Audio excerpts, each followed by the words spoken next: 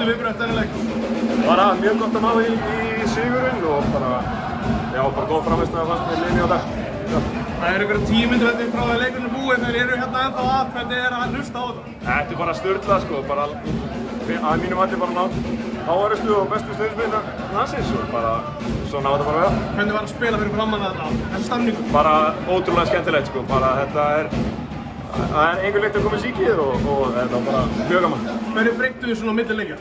Við kannski vorum mjög mikið að hugsa að bara halda fókus í gegnum allan leikinn og það kom hann að raunja okkur í fyrir hálfleik og okkar markmið var bara að halda haus og halda áfram sko. Fannst þér eitthvað breytast í dómgæslu? Þú veist, mér var sveiflugett fyrst á öðru leikurnar hvort ég var að fá vinklunar. Ég veit það ekki, ég tók þannig ekkert eftir því sko, nei ég veit það ekki. Hvað hérna, þú veist, þegar þú horfir á sigurinn úr síðasta leik, hvað hugsaðu þú?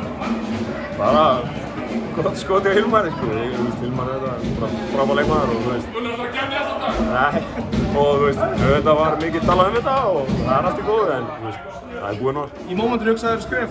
Nei, ég fattaði ekki í mómentinu sko eins og þú veist, horfum maður aftur þetta og þú veist, hver veit með sína skoðun og þú veist, ég sá þetta ekki þannig að dómarinn gæti alveg að mista þessu líka þannig að Komandi inn í þennan leik 3, voru þið eitthvað stressaðir henni þegar það má alls ekki enda 3-0?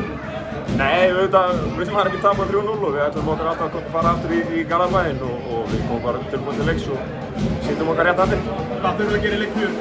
Bara halda sömu orku og ákjærð og bara, já, gera mikið það saman. Takk fyrir þetta. Takk.